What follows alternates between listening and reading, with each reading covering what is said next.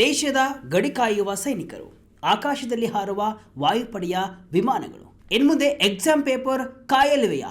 ಅರೆ ಇದೇನು ಹುಚ್ಚಾಟ ಅಂತಿದ್ದೀರಾ?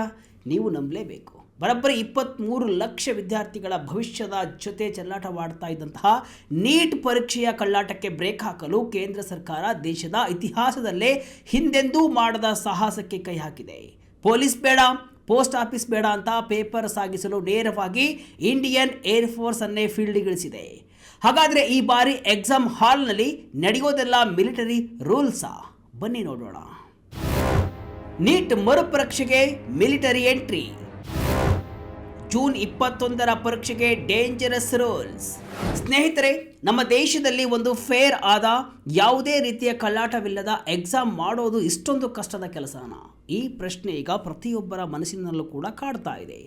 ಮೇ 3ರಂದು ನಡೆದಿದ್ದ NEET UG medical entrance exam paper leak ಆಗಿ ಪರೀಕ್ಷೆ ರದ್ದಾಗಿ ಬರೋಬ್ಬರಿ 23 ಲಕ್ಷಕ್ಕೂ ಹೆಚ್ಚು ವಿದ್ಯಾರ್ಥಿಗಳ ಭವಿಷ್ಯ ಅತಂತ್ರವಾಗಿತ್ತು. ದೇಶಾದ್ಯಂತ ದೊಡ್ಡ ಮಟ್ಟದ ಪ್ರೊಟೆಸ್ಟ್ ಕೂಡ ನಡೆದಿತ್ತು. ಇದರ ಬೆನ್ನಲ್ಲೇ ಈಗ ಜೂನ್ 21ಕ್ಕೆ ನೀಟ್ ಮರುಪರೀಕ್ಷೆ ನಡೆಸಲು ದಿನಾಂಕ ಫಿಕ್ಸ್ ಆಗಿದೆ.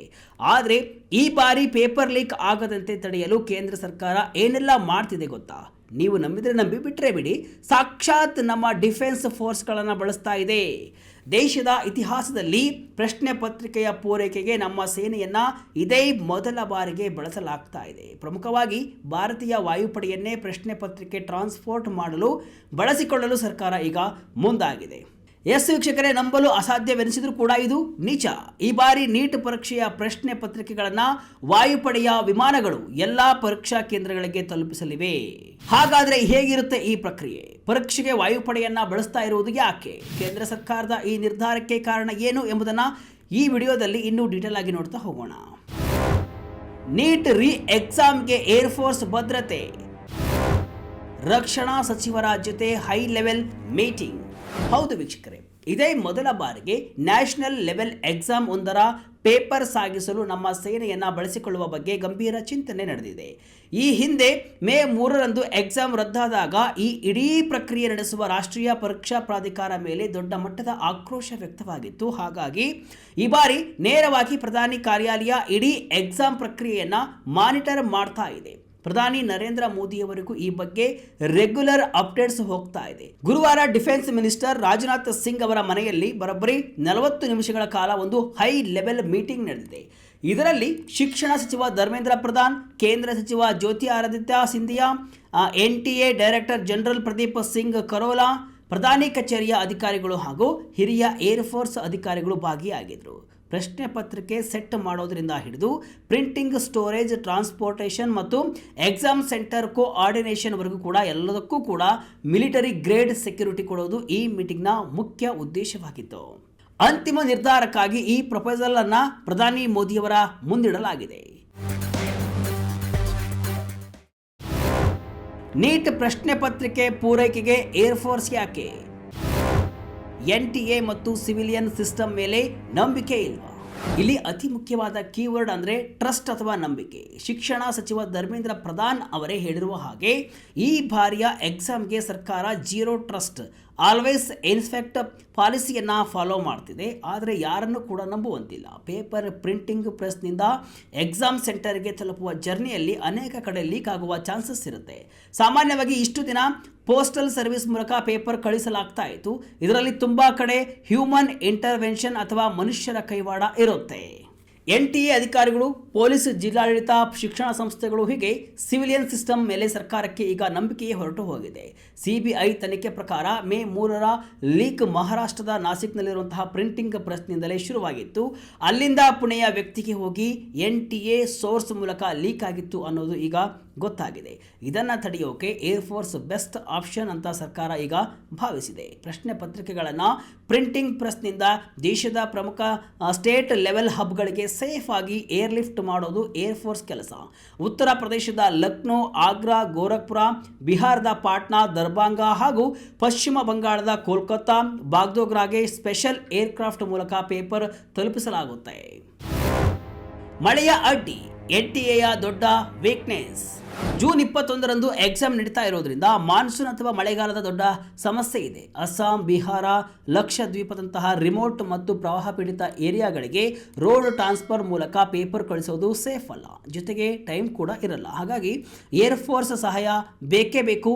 ಇನ್ನೊಂದು ಕಡೆ JEE ಎಕ್ಸಾಮ್ ಕಂಪ್ಯೂಟರ್ ಬೇಸ್ಡ್ ಆಗಿದ್ರೆ, ನೀಟ್ ಮಾತ್ರ ಪೆನ್ ಮತ್ತು ಪೇಪರ್ ಎಕ್ಸಾಮ್. ಹಾಗಾಗಿ ಫಿಸಿಕಲಿ ಆಗಿ ಪೇಪರ್ ಟ್ರಾನ್ಸ್ಪೋರ್ಟ್ ಮಾಡಲೇಬೇಕು. NT ಬಳಿ ಇರೋದು ಬರೀ 22 ಜನ ಡೆಪ್ಯುಟೇಷನ್ ಸ್ಟಾಫ್, 38 ಜನ ಕಾಂಟ್ರಾಕ್ಟ್ ಸ್ಟಾಫ್ ಹಾಗೂ 138 ಜನ ಔಟ್ಸೋರ್ಸ್ ಕೆಲಸಗಾರರು ಮಾತ್ರ. ಇಷ್ಟೊಂದು ಕಾಂಟ್ರಾಕ್ಟ್ ಮತ್ತು ಔಟ್ಸೋರ್ಸ್ ಕೆಲಸಗಾರರನ್ನ ಇಟ್ಟುಕೊಂಡು ಕೆಲಸ ಮಾಡೋದ್ರಿಂದ ಪೇಪರ್ ಲೀಕ್ ಆಗುವ ರಿಸ್ಕ್ ಜಾಸ್ತಿ ಇರುತ್ತೆ ಅನ್ನೋದು ಸರ್ಕಾರದ ಈಗ ಲೆಕ್ಕಾಚಾರ.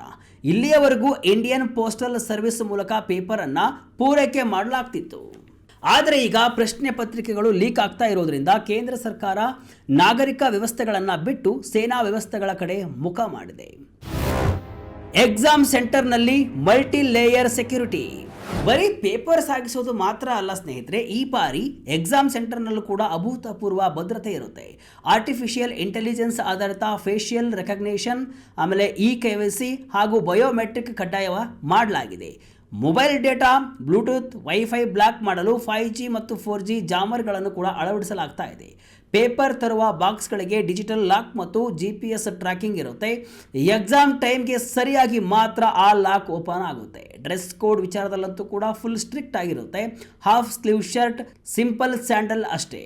ಇನ್ನು ಶೂ, ದೊಡ್ಡ ಬಟನ್ ಇರುವಂತಹ ಬಟ್ಟೆ, ವಾಚ್, ಜ್ಯುವೆಲರಿ ಯಾವುದಕ್ಕೂ ಕೂಡ ಪರ್ಮಿಷನ್ ಇಲ್ಲ. ಯಾರಾದರೂ ಕೂಡ ವಾಶ್ರೂಮ್ಗೆ ಹೋಗಿ ಬಂದರೆ ಮತ್ತೆ ಫುಲ್ ಬಯೋಮೆಟ್ರಿಕ್ ವೆರಿಫಿಕೇಷನ್ ಮಾಡಿಸಿಕೊಂಡೇ ಒಳಗೆ ಬರಬೇಕು. ಈಗಾಗಲೇ ನೀಟ್ ಎಕ್ಸಾಮ್ಗೆ ಭಾರಿ ಭದ್ರತಾ ಕ್ರಮಗಳನ್ನು ಕೂಡ ಕೇಂದ್ರ ಕೈಗೊಂಡಿತ್ತು. ಆದರೆ ಈಗ ಕ್ರಮಗಳನ್ನು ಹೆಚ್ಚಿಸಿರುವುದರಿಂದ ವಿದ್ಯಾರ್ಥಿಗಳಿಗೆ ಸ್ವಲ್ಪ ಕಿರಿಕಿರಿ ಹೆಚ್ಚಾಗುವುದಂತೂ ಕೂಡ ಖಂಡಿತ. ಡಿಫೆನ್ಸ್ ಬಳಸೋದಕ್ಕೆ ಶುರುವಾಯಿತು ಟೀಕೆ. ತಜ್ಞರು, ವಿಪಕ್ಷಗಳು ಹೇಳೋದೇನು? ಆದರೆ ಎಕ್ಸಾಮ್ ನಡೆಸಲು ಆರ್ಮಿ ಅಥವಾ ಏರ್ ಫೋರ್ಸ್ ಬಳಸುವಂತಹ ಸರ್ಕಾರದ ಈ ಪ್ಲಾನ್ಗೆ ದೊಡ್ಡ ಮಟ್ಟದ ಟೀಕೆ ಕೂಡ ವ್ಯಕ್ತವಾಗ್ತಿದೆ.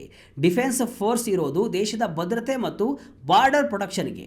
ಅದನ್ನು ಬಿಟ್ಟು ಎಕ್ಸಾಮ್ ಪೇಪರ್ ಕಾಯೋಕೆ ಅವರನ್ನು ಬಳಸಿದರೆ ನಮ್ಮ ಪೊಲೀಸು ಮತ್ತು ಸಿವಿಲಿಯನ್ ಸಿಸ್ಟಮ್ ಎಷ್ಟು ಮಟ್ಟಿಗೆ ಫೇಲ್ ಆಗಿದೆ ಅನ್ನೋದು ಕೂಡ ಇಲ್ಲಿ ಜಗಜ್ಜಾಹೀರಾಗುತ್ತೆ ಅಂತ ತಜ್ಞರು ಕಿಡಿಕಾರ್ತಿದ್ದಾರೆ. ಇನ್ನು ನಿವೃತ್ತ ಮೇಜರ್ ಜನರಲ್ ರಾಜು ಚೌಹಾಣ್ ಅವರು ಟ್ವೀಟ್ ಮಾಡಿ, ದೇಶದ ಎಲ್ಲ ಸಿಸ್ಟಮ್ ಫೇಲ್ ಆಗಿದೆಯಾ, ಭ್ರಷ್ಟಾಚಾರಕ್ಕೆ ಸಿಸ್ಟಮ್ ಒಗ್ಗಿ ಹೋಗಿದೆ ಅನ್ನೋದಕ್ಕೆ ನೀಟ್ ಸಾಕ್ಷಿ ಅಂದಿದ್ದಾರೆ. ಜಿಯೋ ಪೊಲಿಟಿಕಲ್ ಎಕ್ಸ್ಪರ್ಟ್ ರೋಹಿತ್ ವತ್ಸ್ ಇದೊಂದು ಸ್ಟುಪಿಡ್ ಮೂವ್ ಮತ್ತು ಬರೀ ಆಪ್ಟಿಕ್ಸ್ ಅಥವಾ ಶೋ ಅಪ್ ಅಂತ ಟೀಕಿಸಿದ್ದಾರೆ. ಇನ್ನು ಶಿವಸೇನೆಯ ಉದ್ಧವ್ ಠಾಕ್ರೆ ಬಣದಂತಹ ನಾಯಕಿ ಪ್ರಿಯಾಂಕಾ ಚತುರ್ವೇದಿ ಸರ್ಕಾರಕ್ಕೆ ಸಖತ್ ಟಾಂಗ್ ಕೊಟ್ಟಿದ್ದಾರೆ. ಆರ್ಮಿ ಬಂದು ಪ್ರಿಂಟಿಂಗ್ ಪ್ರೆಸ್ನಿಂದ ಪೇಪರ್ ತೆಗೆದುಕೊಳ್ಳುತ್ತೆ, ಬುಲೆಟ್ ಪ್ರೂಫ್ ಗಾಡಿಯಲ್ಲಿ ಏರ್ಬೇಸ್ಗೆ ಹೋಗುತ್ತೆ, ಏರ್ ಫೋರ್ಸ್ ವಿಮಾನ ಹಾರಿ ಡೆಸ್ಟಿನೇಷನ್ ತಲುಪುತ್ತೆ, ಮುಂದಿನ ದಿನಗಳಲ್ಲಿ ಆನ್ಸರ್ ಶೀಟ್ ಸ್ಕ್ಯಾನ್ ಮಾಡೋಕ್ಕೆ ನೌಕಾಪಡೆಯ ಸಬ್ ಮರೀನ್ಗಳನ್ನು ಬಳಸಿ ಅಂತ ವ್ಯಂಗ್ಯವಾಡಿದ್ದಾರೆ. ಏರ್ ಫೋರ್ಸ್ನ ಟ್ರ್ಯಾಕ್ ರೆಕಾರ್ಡ್ ಹೇಗಿದೆ? ಸ್ನೇಹಿತರೆ, ಏರ್ ಫೋರ್ಸ್ ಸಿವಿಲ್ ಕೆಲಸಗಳಿಗೆ ಬರೋದು ಇದೇ ಮೊದಲೇನಲ್ಲ. 2020ರ ಲಾಕ್ಡೌನ್ ಟೈಮ್ನಲ್ಲಿ 40 ಟನ್ಗೂ ಹೆಚ್ಚು ಮೆಡಿಕಲ್ ಎಕ್ವಿಪ್ಮೆಂಟ್, 2021ರಲ್ಲಿ ಆಕ್ಸಿಜನ್ ಸಿಲಿಂಡರ್ಗಳು, ಪುಣೆಯಿಂದ ಡೆಲ್ಲಿಗೆ ಆರ್ಗನ್ ಏರ್ಲಿಫ್ಟ್, ಅಸ್ಸಾಂ ಬಿಹಾರ ಪ್ರವಾಹದ ಟೈಮ್ನಲ್ಲಿ ರಿಲೀಫ್ ಆಪರೇಷನ್, ಹೀಗೆ ಅನೇಕ ಬಾರಿ ವಾಯುಪಡೆ ಸಹಾಯಕ್ಕೆ ಬಂದಿದೆ. ದೇಶ ಸಂಕಷ್ಟದಲ್ಲಿದ್ದಾಗಲೆಲ್ಲ ಕೂಡ ಏರ್ ಫೋರ್ಸ್ ಅನ್ನು ಕೇಂದ್ರ ಬಳಸಿದೆ. ಆದರೆ ಎಕ್ಸಾಮ್ ಪೇಪರ್ ಟ್ರಾನ್ಸ್ಪೋರ್ಟ್ ಮಾಡ್ತಾ ಇರೋದು ಇದೇ ಮೊದಲು. ನೀಟ್ ಪರೀಕ್ಷೆಯನ್ನು ಯಾವುದೇ ಗೊಂದಲವಿಲ್ಲದೆ ಮುಗಿಸಿದರೆ ಸಾಕಪ್ಪ ಅಂತ ಮೋದಿ ಸರ್ಕಾರ ಈಗ ಕೂತಿದೆ. ಈ ಎಲ್ಲ ರದ್ದಾಂತಗಳ ಬಳಿಕ ಎಚ್ಚೆತ್ತುಕೊಂಡಿರುವಂತಹ ಕೇಂದ್ರ ಶಿಕ್ಷಣ ಸಚಿವ ಧರ್ಮೇಂದ್ರ ಪ್ರಧಾನ್ ಅವರು 2027ರಿಂದ ನೀಟ್ ಎಕ್ಸಾಮ್ ಅನ್ನು ಪೆನ್ ಪೇಪರ್ ಬದಲು ಸಂಪೂರ್ಣವಾಗಿ ಕಂಪ್ಯೂಟರ್ ಬೇಸ್ಡ್ ಟೆಸ್ಟ್ ಆಗಿ ಬದಲಾಯಿಸುವ ಘೋಷಣೆಯನ್ನು ಕೂಡ ಮಾಡಿದ್ದಾರೆ. ಅಂದರೆ ಮುಂದಿನ ವರ್ಷದಿಂದ ನೀಟ್ ಎಕ್ಸಾಮ್ ಅನ್ನು ಕಂಪ್ಯೂಟರ್ನಲ್ಲಿಯೇ ಕೂಡ ಬರೆಯಬೇಕು.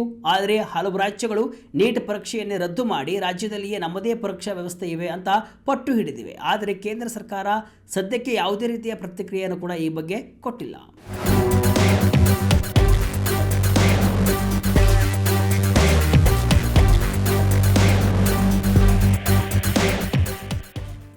ಒಟ್ಟಿನಲ್ಲಿ ಈ ಬಾರಿ ಜೂನ್ 21ರ ರೀಟೆಸ್ಟ್ ಬರೀ ವಿದ್ಯಾರ್ಥಿಗಳಿಗೆ ಮಾತ್ರವಲ್ಲ, ಕೇಂದ್ರ ಸರ್ಕಾರಕ್ಕೂ NTAಗೂ ದೊಡ್ಡ ಎಕ್ಸಾಮ್ ಆಗಿದೆ. ಯಾವುದೇ ಸಣ್ಣ ತಪ್ಪು ನಡೆದರೂ ಕೂಡ ಅದು ದೇಶದ ಪ್ರತಿಷ್ಠೆಗೆ ದೊಡ್ಡ ಪೆಟ್ಟು ಕೊಡಲಿದೆ. ಏನೇ ಆಗಲಿ, ಕಷ್ಟಪಟ್ಟು ಓದಿರುವಂತಹ 22 ಲಕ್ಷಕ್ಕೂ ಹೆಚ್ಚು ವಿದ್ಯಾರ್ಥಿಗಳಿಗೆ ನ್ಯಾಯ ಸಿಗಬೇಕು, ಎಕ್ಸಾಮ್ ಪಾರದರ್ಶಕವಾಗಿ ನಡೆಯಬೇಕು ಅನ್ನೋದೇ ಎಲ್ಲರ ಆಶಯ. ಕೇಂದ್ರ ಸರ್ಕಾರದ ಈ ಏರ್ ಫೋರ್ಸ್ ಪ್ಲಾನ್ ಬಗ್ಗೆ ನಿಮ್ಮ ಅಭಿಪ್ರಾಯವೇನು? ಎಕ್ಸಾಮ್ಗೆ ಆರ್ಮಿ ಬಳಸೋದು ಸರಿಯೇ? ಈ ಬಗ್ಗೆ ಕಮೆಂಟ್ ಮೂಲಕ ತಿಳಿಸಿ. ಇದಿಷ್ಟು ಇವತ್ತಿನ ವಿಶೇಷ. ಇದೇ ರೀತಿಯ ಹಲವು ವಿಶ್ಲೇಷಣೆ ಮಾಹಿತಿ ಅಷ್ಟೇ ಅಲ್ಲ, ಮನರಂಜನೆಯ ವಿಡಿಯೋಗಳಿಗಾಗಿ ವಿಜಯ ಕರ್ನಾಟಕ ವೆಬ್ಸೈಟ್, ಫೇಸ್ಬುಕ್ ಹಾಗೂ ಯೂಟ್ಯೂಬ್ ಪೇಜನ್ನು ಫಾಲೋ ಮಾಡಿ. ಧನ್ಯವಾದಗಳು.